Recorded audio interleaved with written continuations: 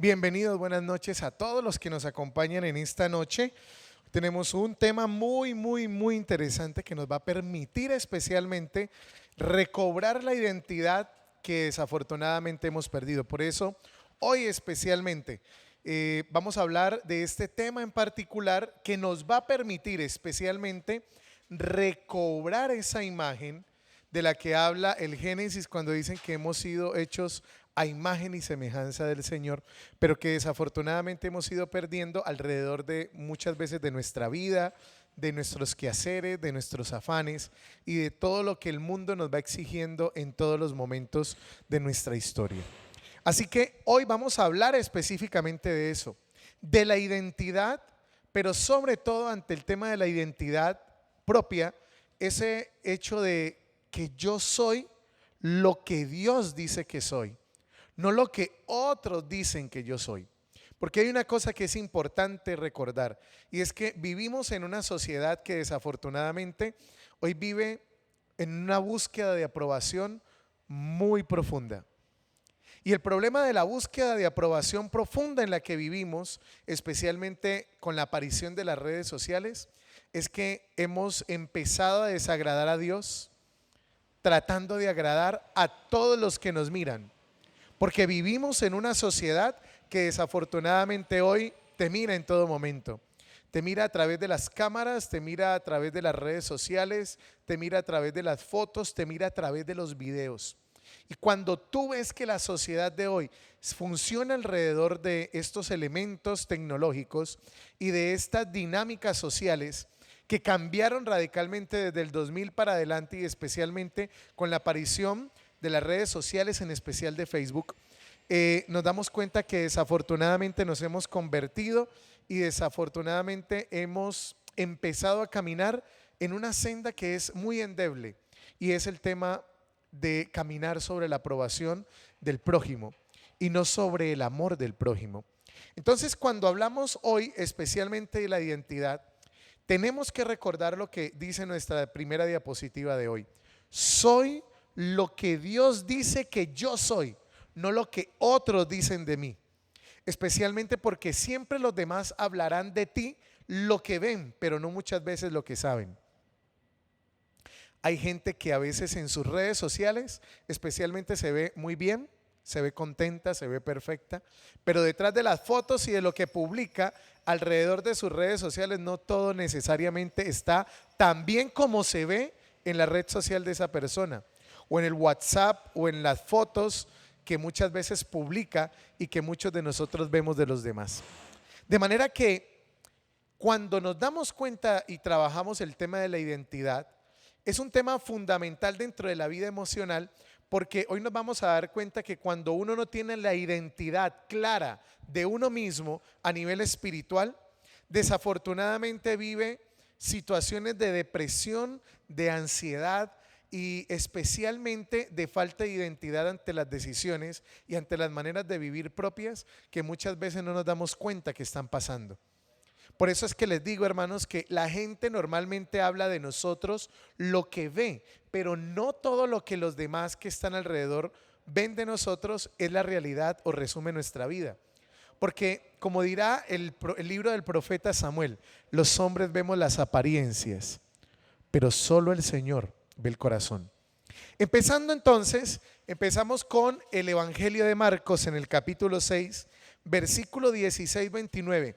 Guarde muy bien este texto bíblico para su oración de esta semana.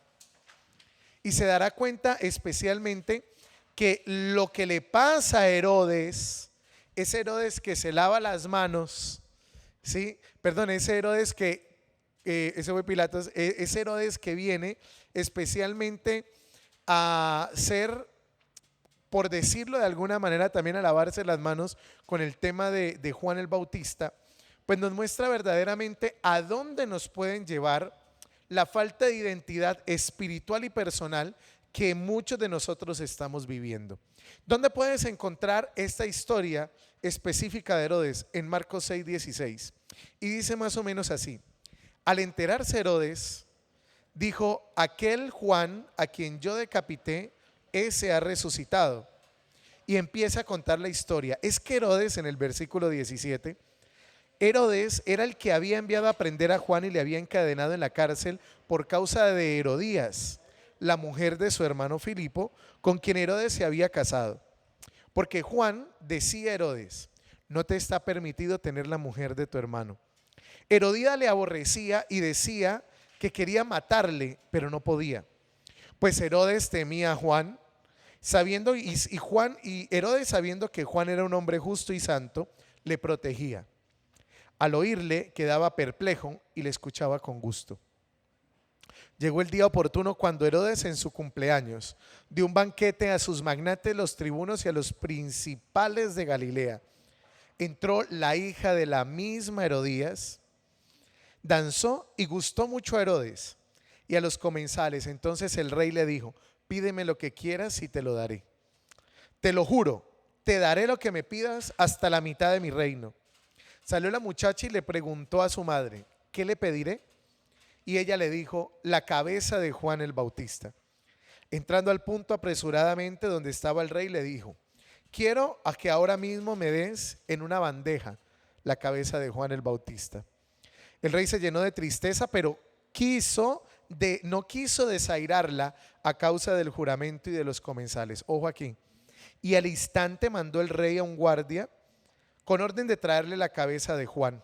Fue, lo decapitó en la cárcel y trajo su cabeza en una bandeja. Se la dio a la muchacha y la muchacha a su madre. Al enterarse sus discípulos, vinieron a recoger el cadáver y le dieron sepultura. Palabra del Señor. Tres cosas suceden en esta pequeña historia de Herodes. Herodes y Juan eran amigos, podríamos decirlo de esa manera, porque dice la palabra que Herodes lo escuchaba con gusto.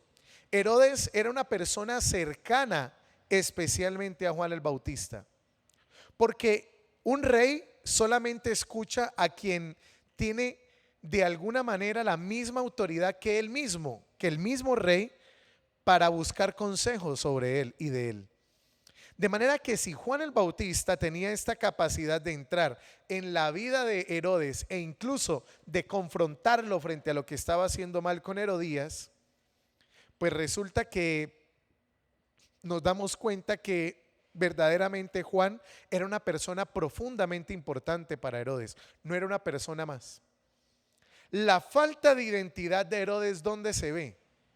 En que prefiere quedar bien con todo el mundo antes que faltar a su palabra, sabiendo que lo que va a hacer no tiene vuelta de hoja, pero tiene una profunda repercusión en su propia vida. Entonces, cuando uno tiene falta de identidad a nivel emocional, desafortunadamente le pasa a uno lo de Herodes. ¿Qué es lo primero que le pasa a Herodes? Miren, la mayor cualidad de Herodes era su capacidad, su inteligencia. La capacidad que Herodes en ese tiempo tenía para construir, porque tenía una gran reputación como un buen constructor. Era una persona que se había procurado construir el mejor templo de Jerusalén que pudiera haber en su tiempo. Y decía que la gente, la palabra dice que incluso hasta Jesús y la gente veían los exvotos, los adornos del templo, y se extasiaban al ver el templo. De manera que si había algo que la gente reconocía de Herodes, era su inteligencia y la capacidad para gerenciar, para reinar y para mandar.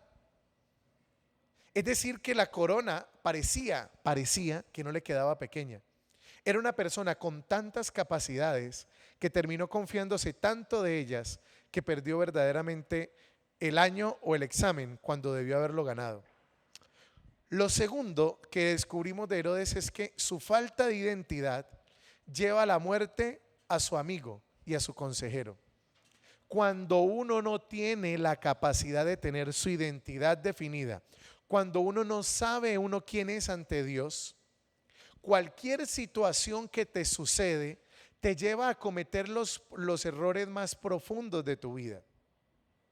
Y aquí hay algo que desafortunadamente no podemos olvidar, y es que muchos de nosotros, por nuestra falta de identidad espiritual, por nuestra falta de no saber quiénes somos ante Dios, terminamos cometiendo incluso cosas que nos pueden llevar a muertes espirituales, como le pasó desafortunadamente a Juan el Bautista. Juan el Bautista fue la víctima de la falta de carácter que necesitaba tener Herodes, sobre todo en los momentos más importantes.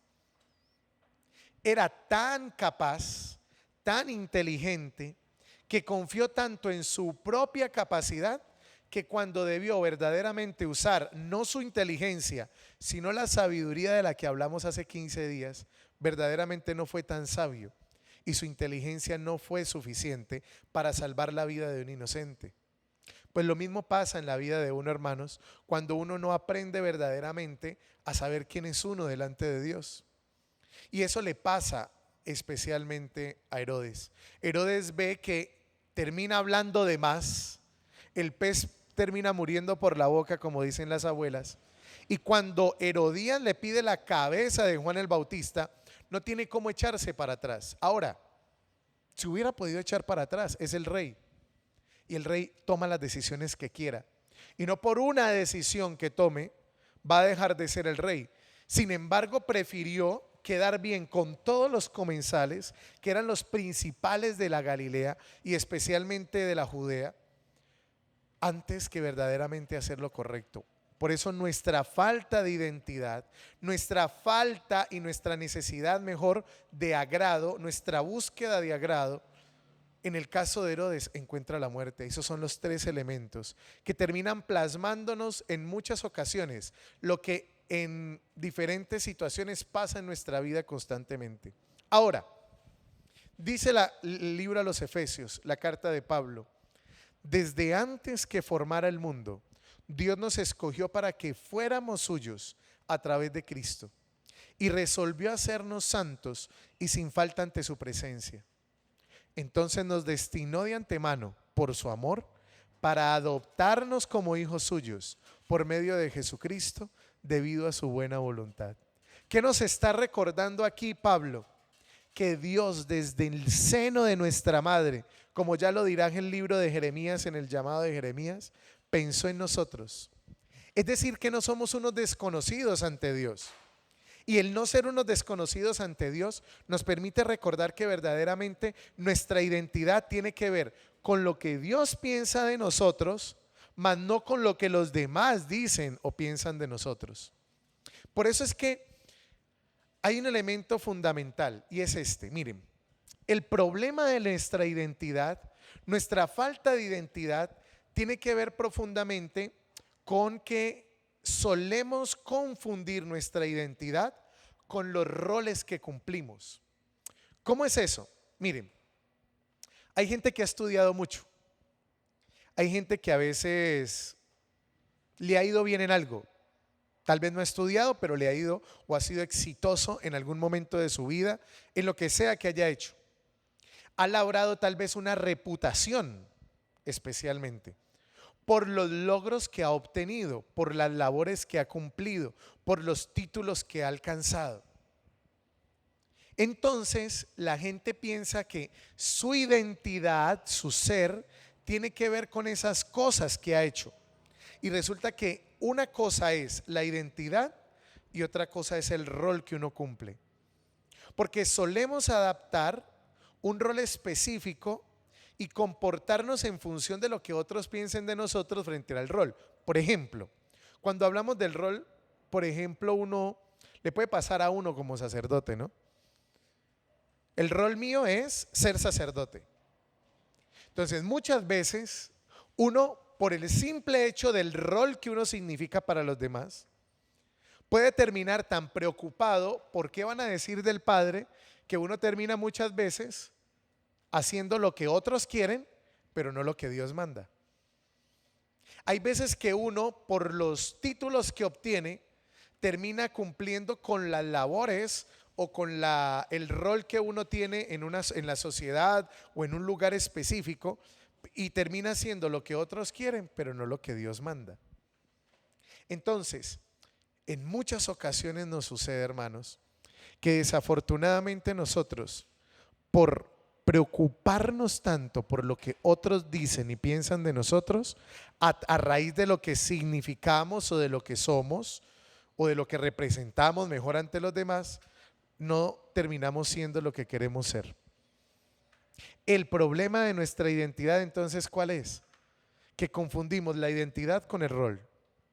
Y el rol y la identidad son dos cosas diferentes.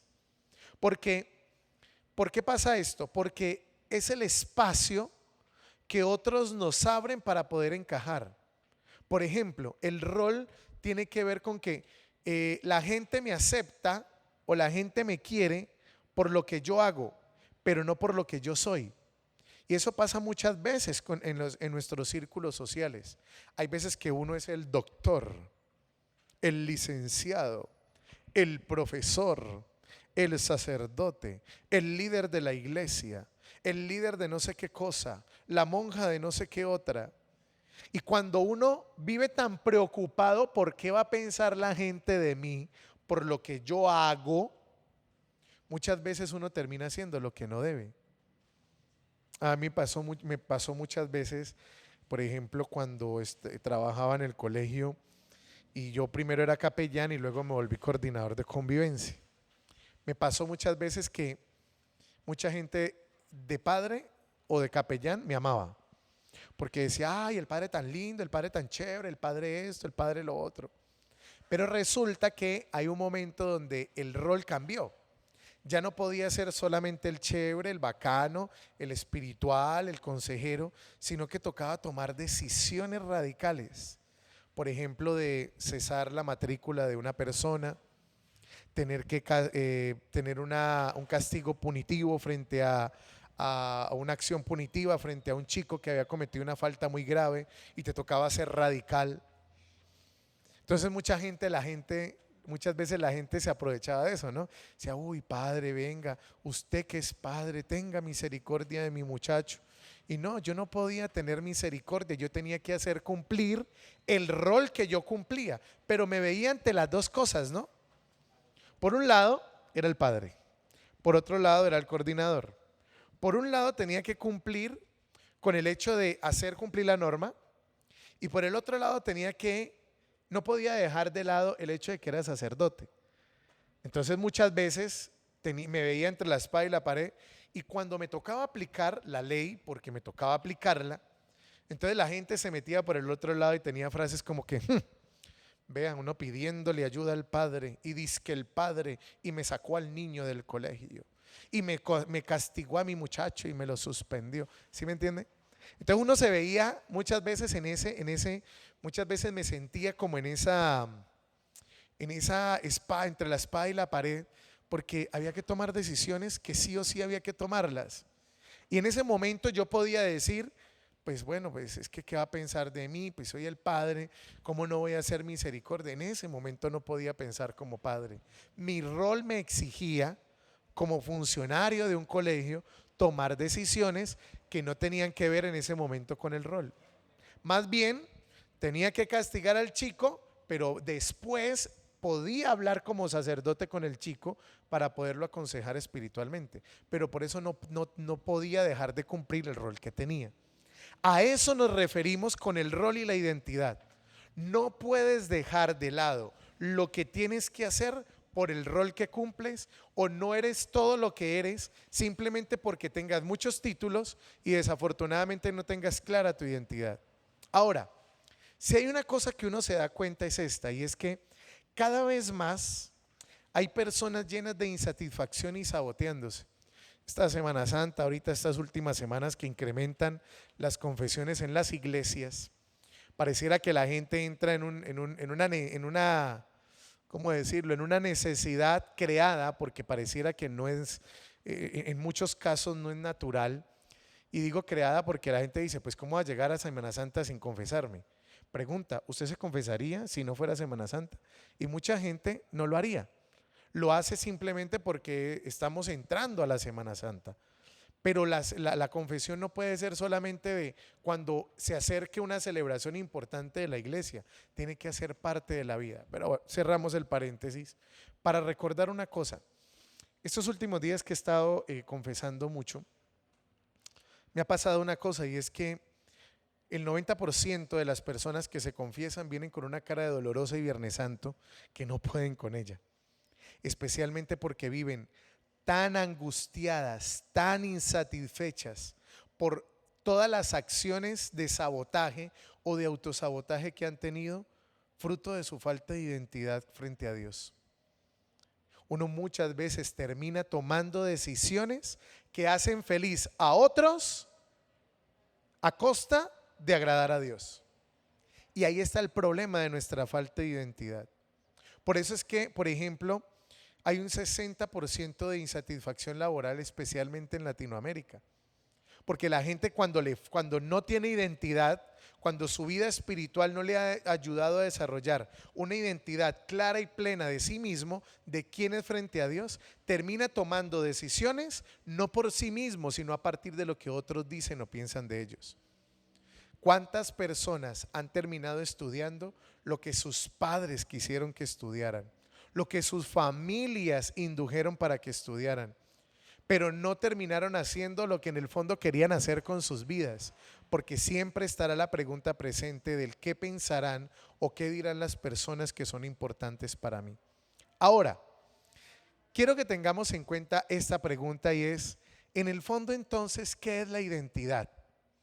Para plantar esto en nuestros corazones hay que tener en cuenta tres cosas. Miren, la identidad es la imagen que yo tengo de mí mismo y lo que yo pienso respecto a mí. Pero aquí hay una cosa que es importante y es que empieza por mí, por la imagen que yo tengo de mí.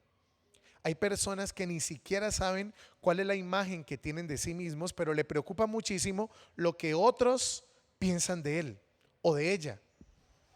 Y ahí, cuando a uno le importa más lo que otros piensan de uno, más que el hecho de uno saber lo que uno piensa de uno mismo, ahí es donde verdaderamente uno termina yendo, haciendo y llegando a lugares donde nunca se imaginó. Miren, por decirles una cosa, hay veces que hay personas que son profundamente infelices en su trabajo, pero sobre todo especialmente en su matrimonio. Y especialmente ¿por qué? Porque siempre cuando se casaron mal y terminaron un día preguntándose qué pasaría si terminaran con su matrimonio. Y lo más probable es que dicen, pues se me iría el mundo encima. ¿Qué pensará la familia de mi esposo? ¿Qué pensará mi propia familia? ¿Qué dirá la gente que yo estoy haciendo? Y muchos hombres y mujeres son infelices, especialmente porque se enfocan en lo que otros pensarán de ellos, pero ni siquiera se enfocan en lo que tienen que hacer para arreglar su propio matrimonio. Entonces, son profundamente infelices en su matrimonio, pero además de eso se preocupan tanto por lo que otros piensan que ni siquiera saben cómo arreglarlo. Así pasa en el trabajo, así pasa en las cosas que hacemos, en las cosas que nos gustan, en lo que nos ponemos incluso, en lo que nos colocamos en la ropa. Entonces, la identidad es la imagen que yo tengo de mí. Pero empieza por ahí, por la imagen que yo tengo de mí, no por lo que otros piensen de mí. Entonces, ¿qué es lo segundo? La identidad, ojo, no es lo que hacemos. La identidad es aquello que tiene que ver con nuestra esencia. Entonces la gente dice, ¿quién es usted? Pues yo soy un médico, yo soy un sacerdote, yo soy una monja, yo soy un doctor, yo soy un licenciado, yo soy no sé, un especialista una persona con maestría en tal, un doctor en, y la gente empieza especialmente a mostrar su currículo, es decir, los logros que ha alcanzado, pensando que la identidad tiene que ver con los logros que ha alcanzado y resulta que no. La identidad no es los logros que tú has alcanzado. Porque cuando uno siembra su identidad sobre los logros que ha alcanzado, el día que lo echan del trabajo, uno se vuelve loco. El día que se termina una relación amorosa, uno se vuelve loco. Porque uno, como no tiene claro quién es uno, sino que uno tiene claro es quién es uno en función de lo que uno hace o de las otras personas, pues es profundamente ignorante ni siquiera de quién es sí mismo. Lo tercero es que en nuestra identidad tenemos que tener una cosa, y es que nuestros logros son una parte tangible de lo que somos, porque pues no las vamos a desligar de nosotros, pero en el fondo lo que hemos logrado a nivel académico, eso no nos define. O sea, a ti no te define lo que has estudiado, la plata que tienes, lo que has comprado o lo que has conseguido o lo que has construido. A ti te define lo que has hecho de ti mismo. Por eso es que hay una cosa importante, y es esto. Una cosa es el autoconcepto que uno tiene de sí mismo y otra cosa es la autoestima. Son dos cosas diferentes. ¿Qué es el autoconcepto? Estos dos elementos hacen mención especialmente a la identidad. El autoconcepto hace parte de la identidad, pero se refiere a la imagen que hemos creado de nosotros mismos. Es decir, es el conjunto de ideas que nos definen. La autoestima es otra cosa, hace mención a la manera como nos valoramos, ahí me faltó una S, es la manera como nos valoramos y es aquello que yo siento por mí mismo. Entonces, el autoconcepto tiene que ver con algo cognitivo, es decir, con lo que yo pienso de mí, y la autoestima tiene que ver con lo que yo siento por mí. Son dos cosas distintas. Ante esto hay que tener clara una cosa, y es que tu identidad está completamente ligada a tu misión en la vida y especialmente a tu destino final. ¿Cuál es tu misión en la vida? Pues ser feliz. ¿Cuál es tu misión en la vida? Ser hijo de Dios. Esa es tu misión. Ahora, si tu misión es que crees que tienes que ser bueno para todo el mundo, que crees que tienes que ser perfecto para todo el mundo, que crees que tienes que ser lo que todo el mundo espera de ti, pues te vas a volver loco, porque nos vamos a dar cuenta que ni siquiera el mismo Dios en la cruz fue capaz de agradar a todos, si no, no hubiera terminado en la cruz. Si hay algo que Jesús tiene clarísimo a lo largo de todo su ministerio, es que Jesús no le tenía miedo a los fariseos. 17 veces aparece la palabra hipócrita en la Biblia, y todas aparecen en el Nuevo Testamento y especialmente en la boca de Jesús. 17 veces. ¿Por qué le dice hipócritas a los fariseos? Porque no muestran el verdadero rostro de Dios.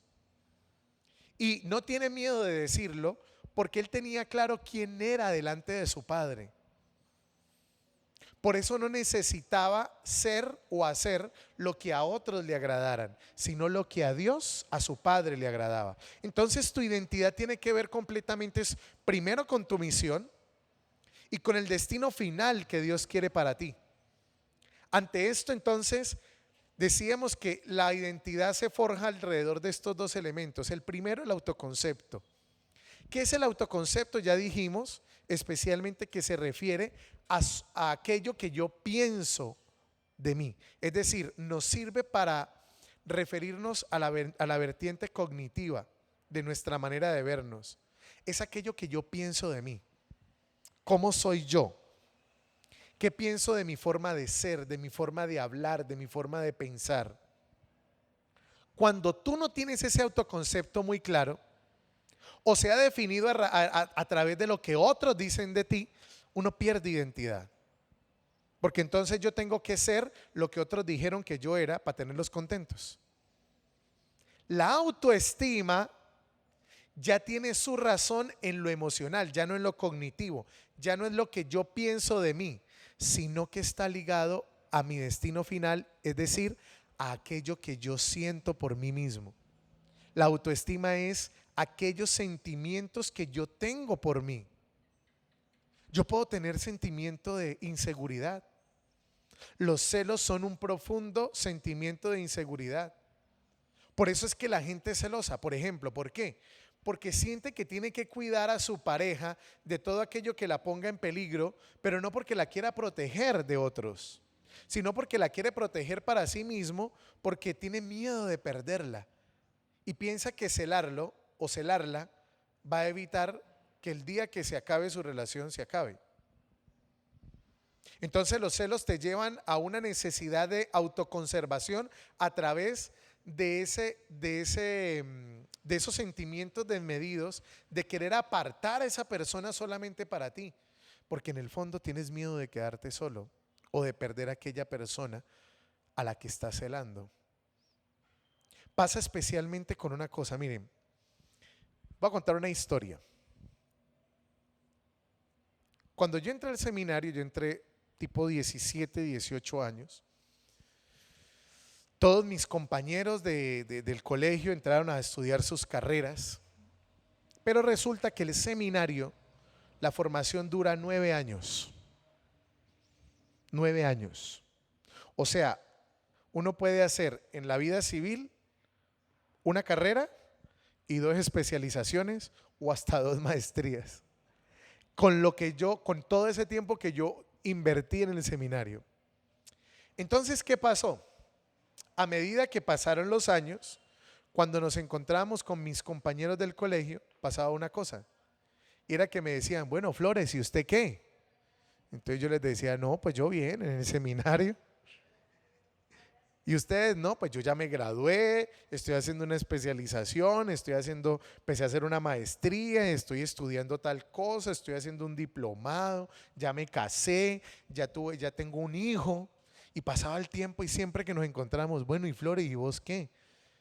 ¿Para cuándo vas a ser padre? Y uno, no, pues bien, no, chévere, pues.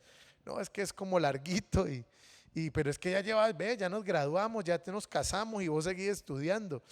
Y yo no me ordenaba, pues claro, porque son 9 años, bien largos. Y resulta que uno empieza a llenarse de esa ansiedad, uno empieza a llenarse de esa inseguridad, ¿no? Ver cómo los otros progresan, ver cómo los otros definen su proyecto de vida y yo seguía dizque estudiando de seminarista y todavía nada que me ordenaba sacerdote. Cuando pasó eso empieza a minar tu autoestima porque empiezas a tener sentimientos negativos por ti mismo.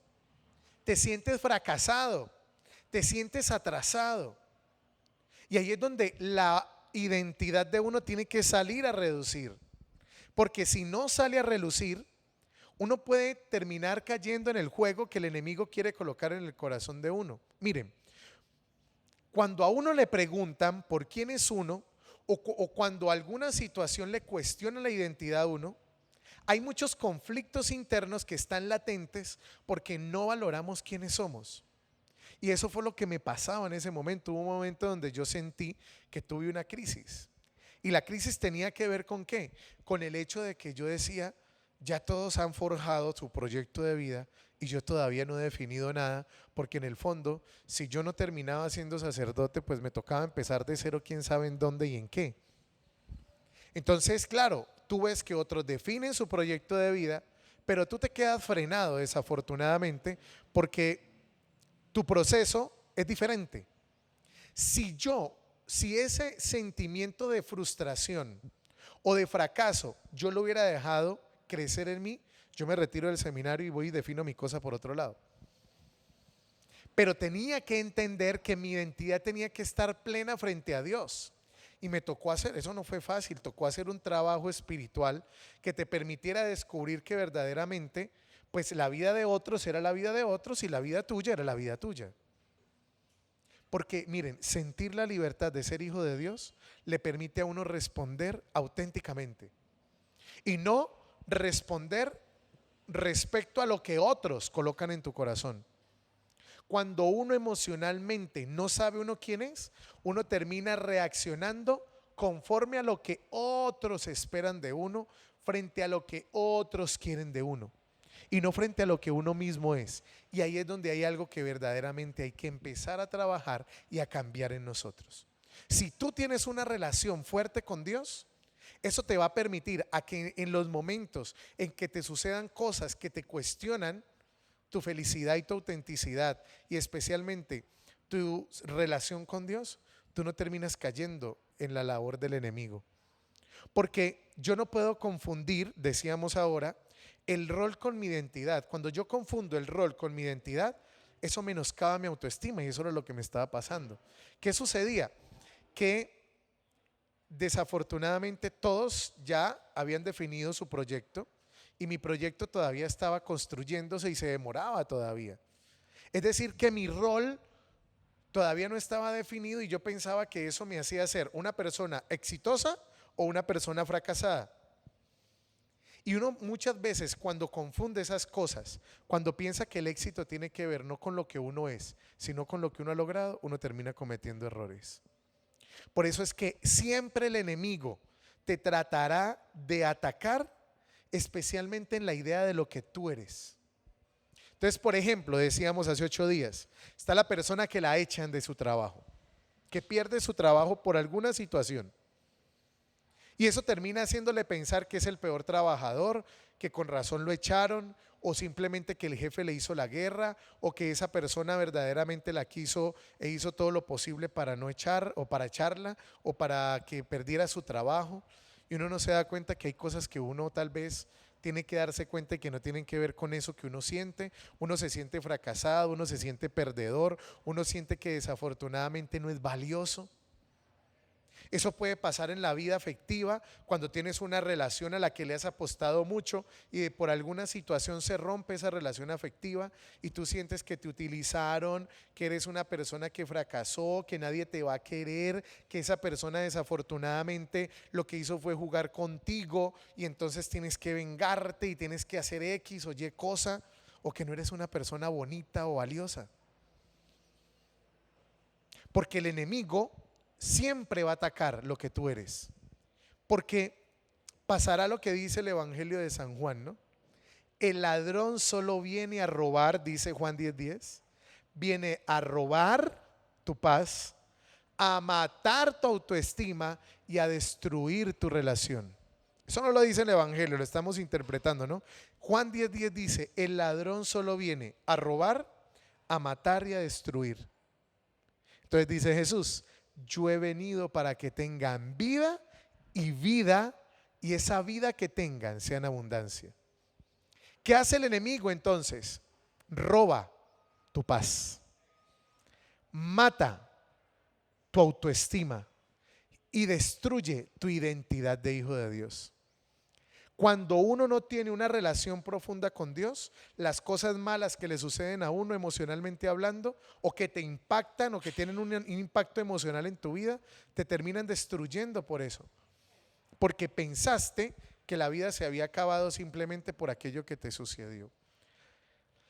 Qué bueno sería que nosotros alrededor de esto empezáramos a trabajar un poco más profundamente nuestra identidad de hijos de Dios. Porque cuando uno no tiene claro quién es uno frente a Dios, uno termina cometiendo los errores más profundos de la vida espiritual de uno. Hay veces que en una pelea con tu pareja puede pasar que algo que el otro te diga te haga sentir inferior, te haga sentir infame, te haga sentir triste, te haga sentir fracasado, te haga sentir de una manera muy negativa. Si uno no tiene claro uno quién es delante de Dios, termina o creyendo lo que el otro te hizo sentir, o simplemente termina generando una aversión frente a esa persona por aquellas cosas que te dijo. Qué bueno que alrededor de esto nosotros empecemos a trabajar en nuestra identidad. Ya tenemos muy claro que nuestra identidad no es lo que tú haces, sino lo que tú eres. Y que tienes que empezar a trabajar en la manera como te ves a ti mismo y sobre todo en aquellos sentimientos que tú tienes por ti mismo. Porque cuando lleguen esas situaciones difíciles de tu vida y se te presenten y te estrellen de frente, si tú no lo tienes claro, te van a hacer tomar decisiones verdaderamente negativas. Pidámosle al Señor hoy eso. Así que tengámoslo en cuenta y podamos durante esta semana trabajar especialmente ese texto que les he regalado al principio. Marcos 6, 16, 29. Miren lo que pasa con Herodes. Miren cómo Herodes, por su falta de identidad, termina agradando a todo el mundo, pero termina llevando a la muerte a un gran amigo y a un gran consejero. Muchas veces eso también nos puede pasar a nosotros, que terminemos sembrando muerte en nuestro corazón, desafortunadamente, porque no tuvimos claro quién éramos nosotros. Dentro de 8 días, nuestro tema tiene que ver con cómo Jesús se convierte en nuestro maestro emocional para gestionar cada uno de los sentimientos y emociones que hay en nuestra vida. Entonces, ¿qué vamos a hacer dentro de 8 días? Vamos a analizar cómo Jesús le ayuda a sus discípulos o a otras personas a gestionar momentos de mucho impacto emocional en sus vidas. Y ahí nos vamos a dar cuenta cómo Jesús también, a través de su palabra, por eso dentro de 8 días ojalá usted tenga la Biblia. Yo les voy a presentar el cuadro allí, pero tenga la Biblia ahí en su casa, tenga la Biblia lista dentro de 8 días, porque vamos a ver especialmente eso, cómo Jesús le enseña a la gente en los evangelios a gestionar su vida emocional frente a la muerte, frente al miedo, frente a la tristeza. Y ahí tal vez nos vamos a ver identificados nosotros, que muchas veces somos como muchos personajes que en la Biblia Jesús se encontró y muchas veces eso que Jesús hizo con ellos, tal vez lo haga contigo dentro de 8 días. Así que no te lo pierdas y ojalá dentro de 8 días lo podamos tener. Por último, les presento allí, ya les dije hace 8 días y les vengo diciendo hace rato, en mi parroquia vamos a tener retiro de mujeres, así que las mujeres que quieran tener este mes, 28, 29 y 30, viernes, sábado y domingo, vamos a tener retiro de mujeres en la parroquia de San Pedro Claver, que es mi parroquia. Ahí tienen los números para que se conecten con los servidores, para que pidan la información, para que se inscriban. Ojo, los hombres, ¿no? Los hombres le pueden regalar este retiro especialmente a sus parejas, a sus mujeres, a sus mamás, a sus hermanas, a personas que tal vez en su vida lo necesitan. Yo le digo siempre esto a los esposos: invierta en un buen retiro para su esposa. El primer beneficiado va a ser usted, hermano. Invierta en su mujer, invierta en su pareja. Ya se va a dar cuenta cómo sanar el corazón y acercar el corazón de su pareja a Dios va a repercutir en todas sus relaciones personales o interpersonales y familiares. Entonces vamos a tener retiro 28, 29 y 30. Aprovechemos este espacio que tenemos y los que quieran ir, entonces se apuntan y nos acompañan a este fin de semana maravilloso, donde lo que más vamos a hacer es encontrarnos con Dios de una manera que tal vez no lo hemos hecho hasta ahora, para que nuestra vida cambie. Así que vamos a orar. Ahí donde estás, yo te pido que te coloques en la presencia del Señor y le demos gracias al Señor por esta palabra que ha colocado en nuestra boca en esta noche. Dios Padre amado, te damos gracias, Señor, y te bendecimos. Te pedimos, Padre amado, que la imagen que has sembrado, la huella que has colocado en nuestro corazón, sea siempre indeleble, Señor, a través de tu palabra y del tiempo. Permítenos, Padre Santo, descubrir especialmente el amor que nos has manifestado, y permítenos que ante todo lo que nos pase en cualquier momento, Jesús, tú nos des la sabiduría necesaria, Señor, para saber actuar, para saber hablar, para saber tomar las decisiones adecuadas en el tiempo justo y vivir de una manera sana y de una manera transformadora todo lo que sintamos. En el nombre del Padre y del Hijo y del Espíritu Santo. Amén. Que el Señor los bendiga. Buena noche para todos. Comparta esta charla con todas las personas que tal vez lo necesitan. Y síganos acompañando todos los martes, 7:45 de la noche. Bendiciones para su vida, para sus casas. Y feliz Semana Santa durante esta semana. Amén.